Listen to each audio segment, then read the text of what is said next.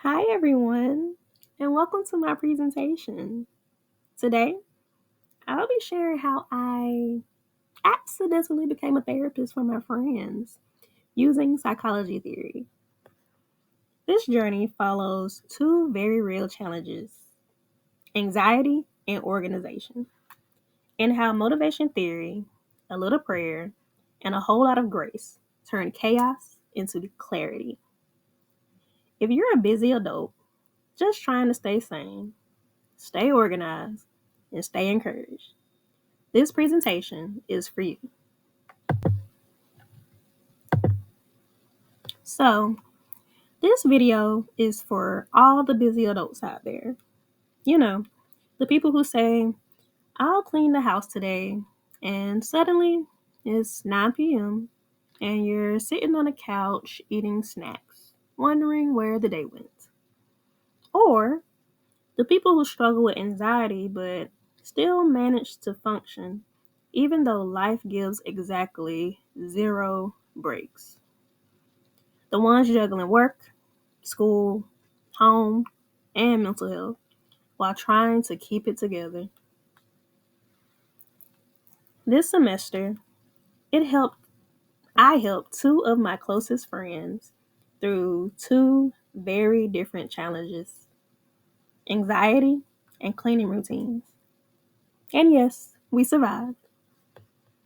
My goal is to connect those experiences to simple, realistic strategies that busy adults can use right away. Nothing overwhelming, just practical tools, a little faith, and a little humor to make the process feel lighter.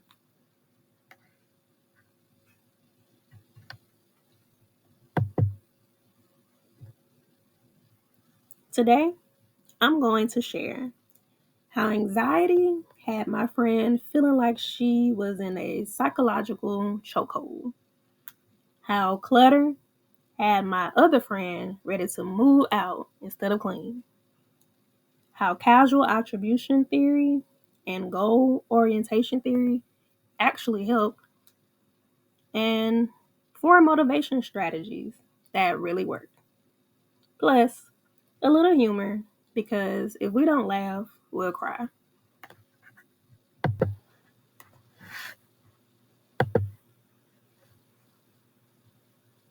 My first friend has been dealing with anxiety for years, but recently it intensified with headaches, tension, and shallow breathing.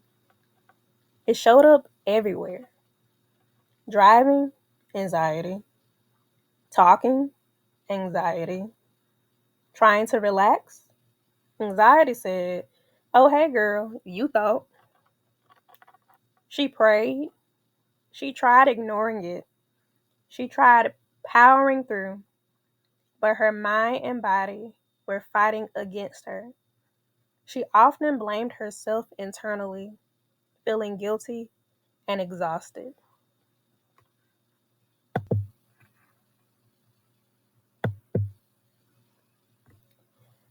Let me introduce causal attribution theory.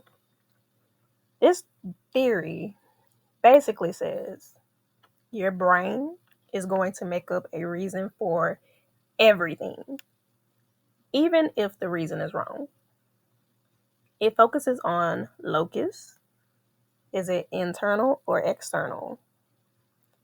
Stability. Is it temporary or permanent? Controllability. Is it changeable or unchangeable? My friend was stuck in internal, stable, uncontrollable thinking, also known as this is me, this is forever, I can't fix it. And nothing kills motivation faster than thinking you're broken beyond repair.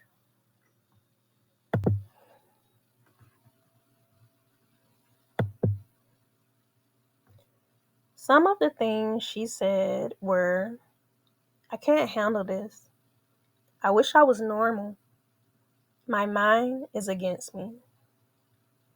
Listen, If your brain ever feels like it's beefing with you, same.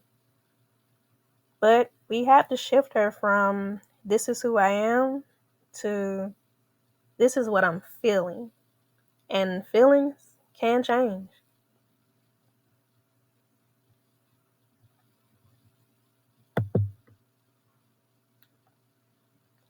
So we did 1 week of attribution retraining. Daily reflections like, what caused my anxiety today?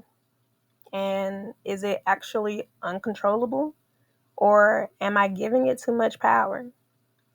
She reframed her thoughts like, I always freeze when I drive, to driving makes me nervous right now, but I can practice calming my body. We added box breathing, slow neck rolls, and even scripture for grounding, like 2 Timothy 1:7. God has not given me a spirit of fear, but of power, love, and a sound mind.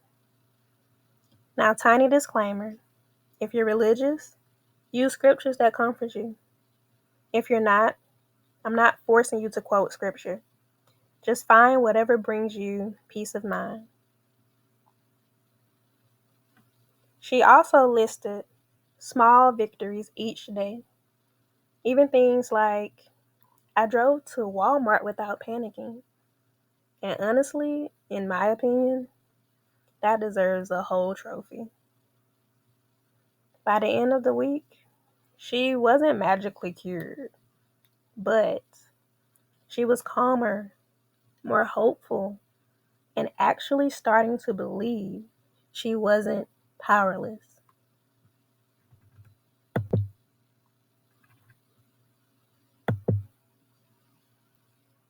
My second friend's battle was with cleaning. Not that she never cleaned, she just couldn't maintain it. She'd get overwhelmed, freeze, and think, where do I start?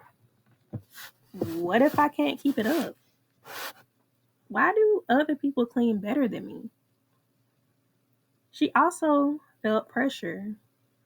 The I'm about to be a wife, I should have this together kind of pressure. Spoiler alert, that pressure was not helping.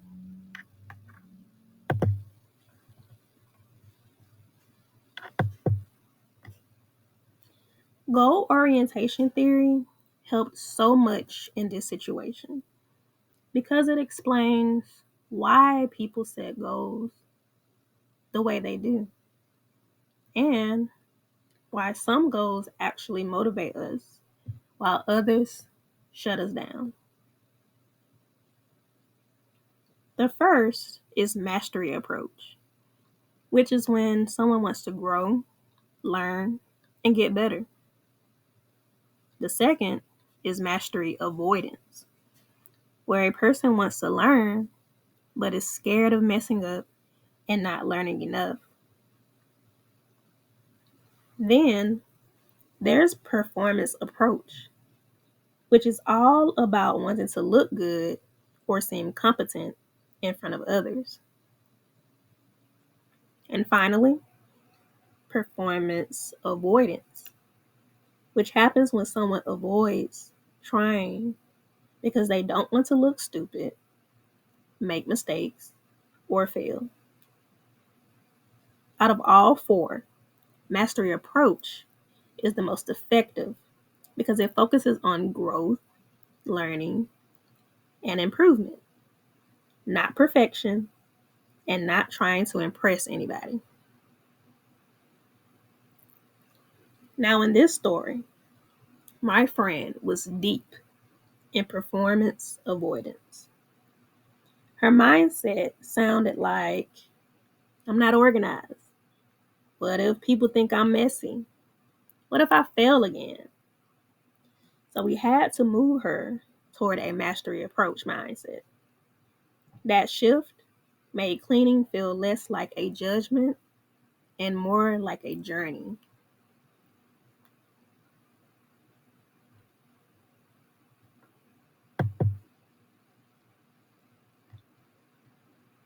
Her cleaning goal was basically keep the whole house clean all the time. That is not a goal. That is a lifestyle. And it's a stressful one. So we shrunk it down into something doable. Small steps, small wins, zero shame. Cleaning became less about proving she was capable and more about saying, I'm learning, I'm growing, mistakes are okay.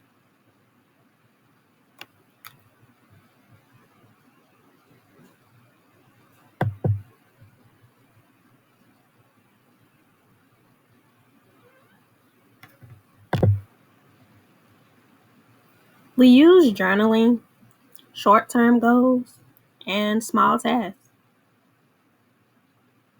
15-minute cleaning sessions, music to make it feel less like a punishment, taking pictures for accountability, writing how each task made her feel, celebrating even tiny progress.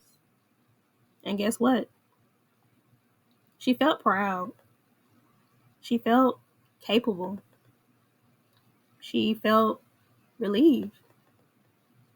And she stopped treating cleaning as a final exam.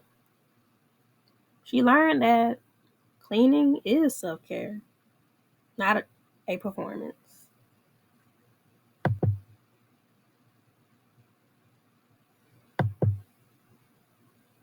Here are 4 strategies that help both friends and honestly help me too. Number 1, reframe the story in your head. Your thoughts aren't facts. Sometimes they're just rude. 2, start with the smallest possible goal. Small steps count. Seriously. 3, focus on growth, not perfection. Perfection is a scam. 4, track your progress. A journal, a checklist, a picture. Anything that says, look, I'm trying.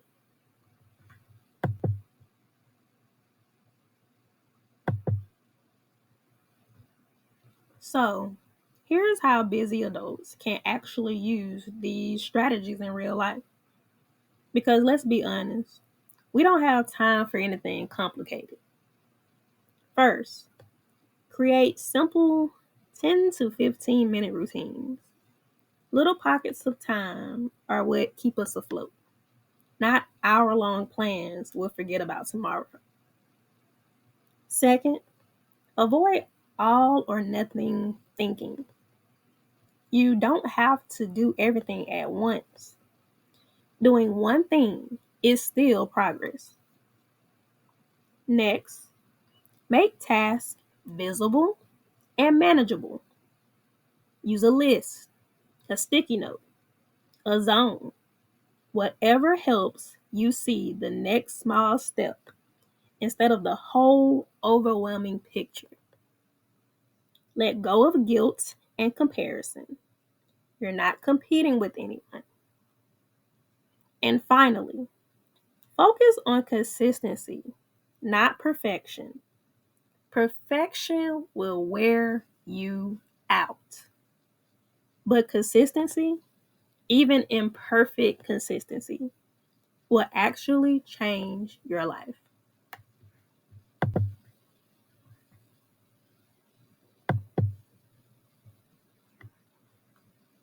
For these 2 projects, I learned a lot. Not just about motivation theory, but about people, grace, and how real life actually works. I learned that motivation grows when you have structure, faith, and grace working together. I also learned that perfection is the fastest way to procrastinate every single time. Mastery goals really do reduce overwhelm because they shift the focus from I have to get this exactly right to I'm learning and getting better. I saw firsthand how progress, even tiny progress, builds confidence and gives people a sense of control over their lives again. And supporting others taught me that patience, empathy, and evidence-based tools go a long way. Honestly, we all need more grace than we think, including with ourselves.